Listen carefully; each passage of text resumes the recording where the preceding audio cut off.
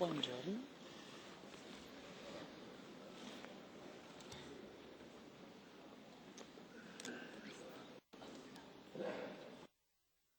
Ladies and gentlemen. Mesdames et messieurs, tout d'abord, je m'excuse pour ma voix. Je suis légèrement rhumain. Il y a 10 ans de cela, j'ai quitté cette assemblée pour assumer de nouvelles fonctions dans mon pays. Il n'y avait pas d'euro ou de crise de la migration ou de crise de l'euro. Pas cette idée que les frontières pouvaient être changées par la force ou encore que le projet européen était voué à l'échec. Il n'y avait pas de téléphone portable, il n'y avait pas de surveillance Internet, pas de Uber. Je ne sais plus comment vous prononcez, mais Uber. Mesdames et messieurs, pendant pratiquement 3 quarts de siècle, nous avons dit que l'Europe est un projet de paix. Pour le premier quart de siècle, l'Europe, une moitié de l'Europe pour être précis, a une période de croissance et de sécurité, même si dans l'ombre de cette Union soviétique totalitaire et agressive. Ensuite, pendant les années suivantes, en l'absence de menaces externes, nous avons connu la réintégration de l'Europe. Et les nations qui avaient été forcées par les régimes totalitaires sont revenues dans les girons européens. Alors, aujourd'hui, nous sommes confrontés à des menaces externes et internes, comme Paris nous le rappelle. Nous sommes perdus. Nous avons peur que l'Europe n'ait plus la réponse. J'entends ici le poète Yeats. Tournant, tournant dans la gire plus large, le faucon ne peut plus entendre le fauconnier. Tout se disloque. Le centre ne peut tenir. L'anarchie se déchaîne sur le monde. Donc, faisons face à cette nouvelle réalité. L'Europe connaît une crise de transformation. Restons-nous ensemble ou laissons-nous les choses filer? Une crise de transformation qui est un test pour l'Europe, pour tout ce qu'elle a accompli, étape par étape, pas à pas, depuis Monnet et Schuman. Nous sommes à un point crucial. Soit nous devenons plus forts, soit nous laissons les forces centripètes l'emporter. Il est crucial également d'admettre que dans cette crise de transformation, beaucoup de choses étaient prévisibles. Nous savions qu'il y avait des problèmes sérieux, mais nous sommes concentrés sur les crises intérieures, celle de l'euro par exemple, mais seulement à partir du moment où c'était pratiquement à la limite du gérable. Et nous avons peut-être oublié les plus grandes menaces vis-à-vis du projet européen. Effectivement, nous avons commis une erreur.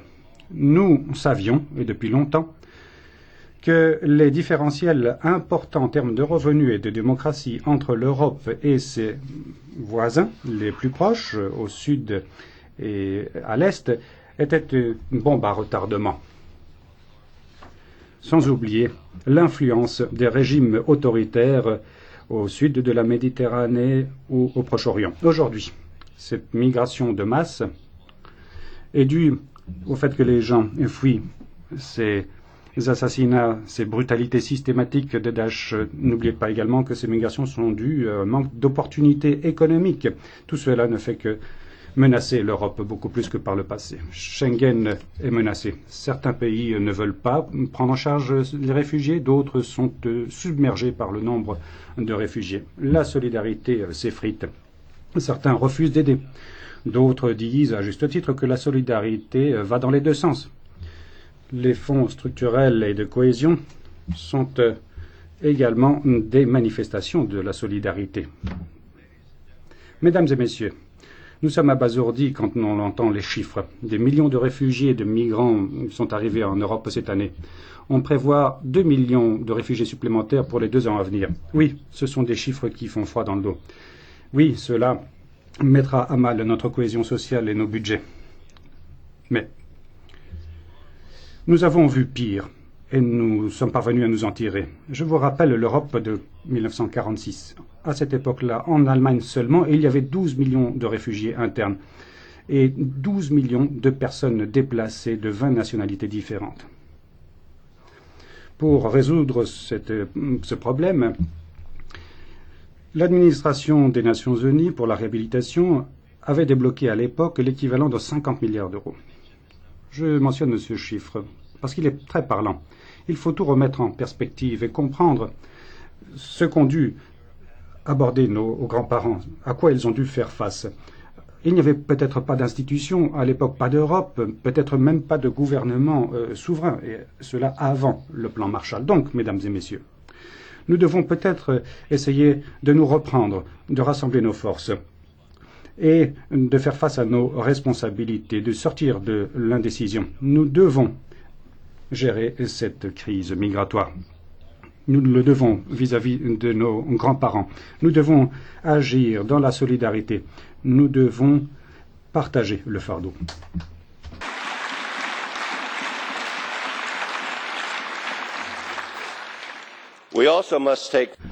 Nous devons également contrôler les frontières extérieures de l'Union.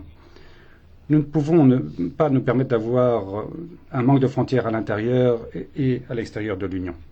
Je n'arriverai pas à finir mon discours. Nous devons également avoir une politique d'asile commune, surtout quand il s'agit de mettre de côté des demandes spécieuses, et pour ce qui est des migrants illégaux. Est-ce si difficile? Surtout si on compare cela à la situation que nous avons connue après la Deuxième Guerre mondiale. Mesdames et messieurs, après cette horreur des attentats de Paris, je crains que la crise des réfugiés ne sera utilisée pour alimenter encore plus les populismes et les extrémismes. L'argument sera on ne peut pas accepter les réfugiés parce que ce sont des terroristes. Mais les réfugiés qui arrivent en Europe aujourd'hui fuient les mêmes régimes, la même brutalité et les mêmes assassinats que nous avons vécus à Paris. Mais vous savez, en politique de nos jours, on utilise un langage que nous n'entendions que sur quelques forums en ligne anonymes il y a quelques années de cela. Les leaders démocratiques centristes sont de plus en plus victimes de pression et d'attaques. Certains exploitent cette crise. Ils tirent au profit du fait que les électeurs ne sont plus satisfaits de la situation et considèrent que l'Europe n'est plus la solution. Alors, les citoyens attendent des réactions décisives. Et quand les partis traditionnels n'apportent pas ces réponses, alors les électeurs se tournent vers d'autres rhétoriques où le plus simple, c'est de démontrer qu'on est décidé sur la base de solutions simples.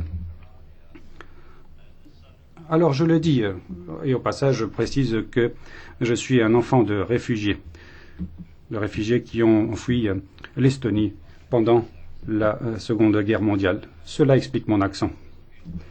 Mes parents se sont toujours sentis les bienvenus en Suède quand ils y sont arrivés. Ils ont eu leurs possibilités.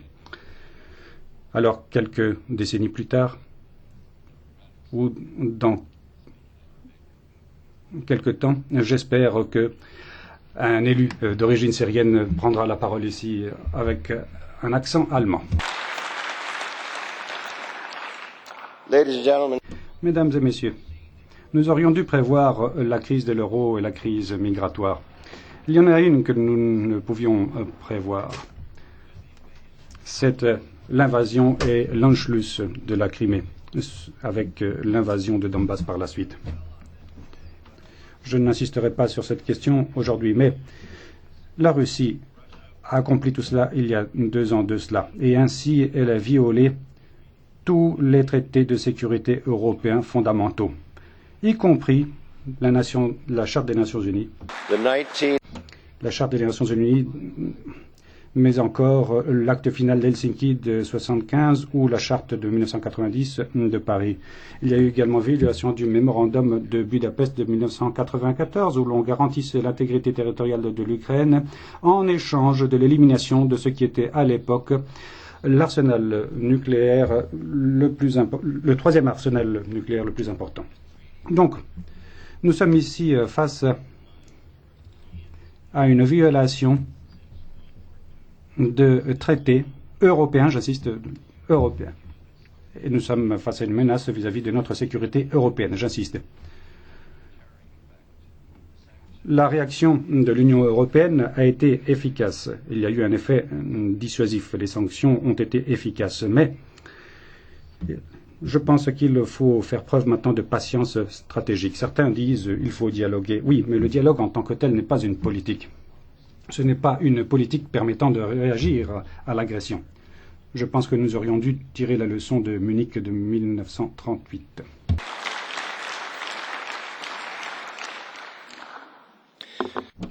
Mesdames et messieurs, j'ai parlé des crises qui touchent l'Europe. Certaines auraient pu être prévisibles, d'autres non. Maintenant, pour le reste de mon allocution, je voudrais me tourner vers notre avenir, vers une crise qui nous attend au long terme, que nous pouvons prévoir. La compétitivité de l'Europe ne cesse de s'éroder dans un monde qui évolue très rapidement, un monde numérique. Avec Bazou Kishik, économiste en chef de la Banque mondiale, je viens de finir les travaux de préparation de cette étude la plus importante de la Banque concernant le potentiel des techniques d'information, les TI, en termes de société et de gouvernance. Nous devons éviter ici un piège. En général, l'Europe s'en est bien tirée, mais je pense qu'il ne faut pas que nous trompions. L'Europe risque d'être un acteur de troisième plan, dominé par les États-Unis, mais également par l'Inde et la Chine. La révolution numérique pourrait être une bénédiction pour notre marché unique. Aujourd'hui, nous constatons qu'il y a des marchés pan-européens naissants dans le domaine des soins de santé, bancaires ou des transports. C'était des petits secteurs il y a quelques décennies de cela, mais il y a encore une grande fragmentation entre États membres. Certains ne sont pas prêts pour l'ère numérique. Et nous ratons des occasions ici pour en venir à un marché unique. Nous ratons des opportunités pour nos entreprises. Moi, je l'ai constaté en personne. Et parce qu'un jeune entrepreneur en la matière voulait se lancer et créer une entreprise, mais malheureusement, il n'a pas bénéficié des financements nécessaires. Il a dit, je suis désolé, Monsieur le Président, mais je vais aller aux États-Unis. Et c'est là qu'il a fait fortune. C'est quelqu'un, un jeune prometteur, qui aurait pu rester en Estonie s'il avait bénéficié des bons financements.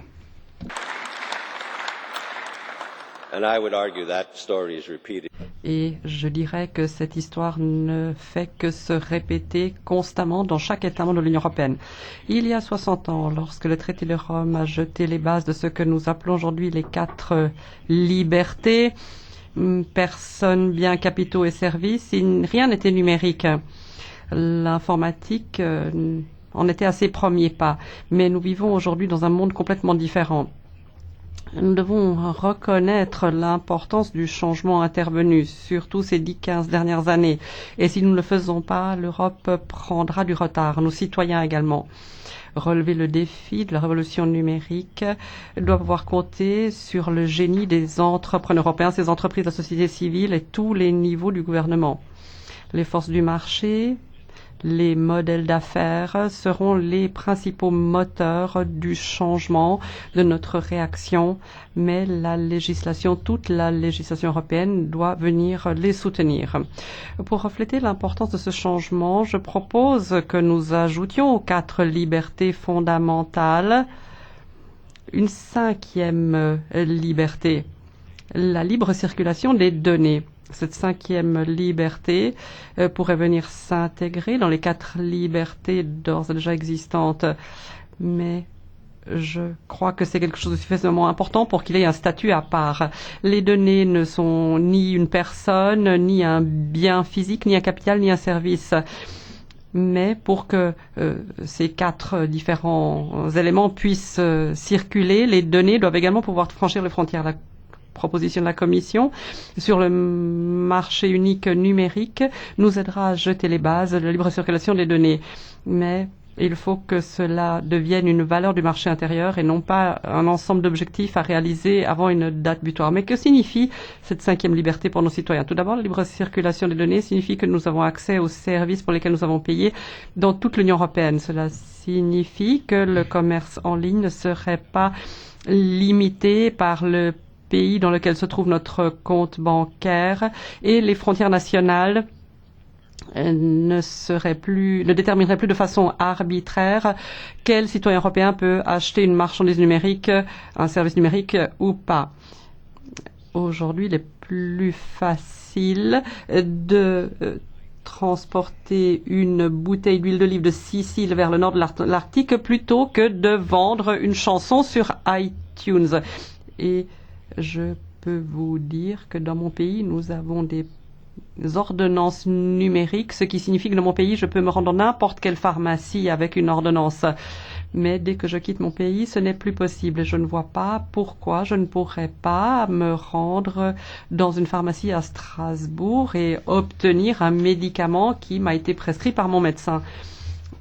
Du point de vue technologique, c'est possible. Il n'y a rien qui empêche cela, si ce n'est nos lois. Toutefois, la libre, ce n'est pas qu'une question de commerce. Comme toute liberté fondamentale de l'Union européenne, la libre circulation des données s'accompagne de droits et de responsabilités, parmi lesquels le droit à et la responsabilité de la protection des données. En effet, être le propriétaire de ses propres données personnelles et avoir la liberté de décider de l'usage sont des conditions préalables essentielles pour débloquer la valeur de ces données. La nouvelle réglementation en matière de protection des données, je vous félicite d'avoir terminé ces négociations, reconnaît ce principe quant au titre et quant au fond. Ainsi, les individus seront réellement propriétaires de leurs données. Ils auront le droit d'en maîtriser l'utilisation ou la communication à des tiers. Ça devrait ouvrir de nouveaux marchés et appliquer au secteur public. Cela réduira la bureaucratie qui coûte en frustration temps et argent tant pour les citoyens que les entreprises. Tout ceci permettra également d'accroître la transparence. Nous devons chercher à mettre en place une économie des données où la libre circulation des données fonctionne également pour les données non personnelles. Il y a une énorme valeur qui se cache dans les énormes données, le big data créé par nos voitures, nos foyers et tous nos appareils qui sont constamment connectés. En Allemagne, ça s'appelle déjà Industrie 4.0. L'Europe doit investir dans les technologies sous-jacentes qui permettent de créer la confiance et la sécurité dans le flux de données, notamment le cryptage et les technologies de blocage qui permettent d'améliorer la sécurité. Nous devons en promouvoir l'utilisation. Enfin, la libre circulation des marchandises a besoin de ports et de routes. Il nous faut des infrastructures numériques modernes pour que cette cinquième liberté devienne possible. Les connexions 5G, les connexions en fibre optique doivent être partout. Cela s'applique surtout aux derniers kilomètres. Les communautés rurales ont énormément profité de la politique agricole commune, mais dans ce nouveau monde, ils doivent avoir le même accès à l'Internet que les populations urbaines. L'inclusivité est vitale. Il est essentiel que les avantages de ces dividendes numériques soient accessibles à tous. L'expérience de l'Estonie me donne lieu d'être optimiste. Depuis 2005, nous avons eu un vote en ligne pour 9 élections nationales, régionales, européennes. Vous pensez que cela pourrait profiter uniquement à la jeune élite urbaine qui a l'habitude de ces techniques modernes? Toutefois, des recherches sociologiques ont montré qu'il n'y a pas de fracture ville-campagne. Le retraité vivant dans un petit village votera en ligne, utilisera Skype pour bavarder avec sa famille et on pourra rester en contact avec ses petits-enfants. Skype a été inventé en Estonie, mais comme bon nombre de belles choses, c'est quelque chose qui a trouvé sa base, son foyer aux États-Unis.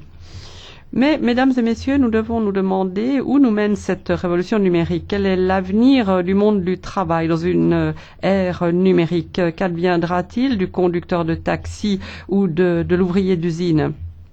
Demain, avec ces nouvelles technologies, qu'adviendra-t-il du médecin ou du comptable? Toute précédente révolution industrielle a permis d'accroître l'emploi, remplaçant les anciens emplois par de nouveaux emplois plus compétents, plus nécessitant davantage de compétences, mieux payés et plus difficiles. Nous ne savons pas si l'histoire va se répéter. Nous n'en sommes qu'au commencement de la révolution numérique.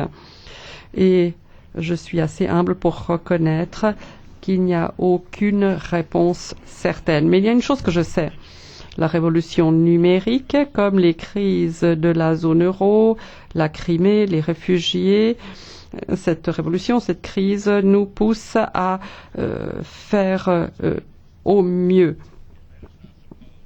Ne supposons pas que ces défis seront insurmontables. Nous devons emprunter avec humilité le chemin qu'ont emprunté nos prédécesseurs en 1957, en 1989, en 1991 et en 2004. Nos ancêtres étaient face à l'incertitude, mais avec courage, ils ont fait un pas en avant. Si nous cédons aux populistes qui disent qu'on ne peut pas faire confiance à l'Europe pour défendre les intérêts de ses citoyens, eh bien, aucune crise ne trouvera de solution adéquate, qu'il s'agisse de la migration, de l'euro ou même de l'agression militaire. Je ne parle même pas du défi que représente le progrès technologique. Toute solution préconisons un retour à l'État-nation nous ramènera à l'époque d'avant la Deuxième Guerre mondiale. Une vision à court terme et tout le monde sera perdant. Un retour à une ère où nous ne savons pas où nous finirons. L'Europe de l'histoire nous l'a montré trop souvent. Nous ne devons pas hésiter, nous ne devons pas trébucher. Et je reprendrai ma citation de Yeats. Les meilleurs ne croient plus à rien, les pires se gonflent de l'ardeur des passions mauvaises. Il nous revient de choisir.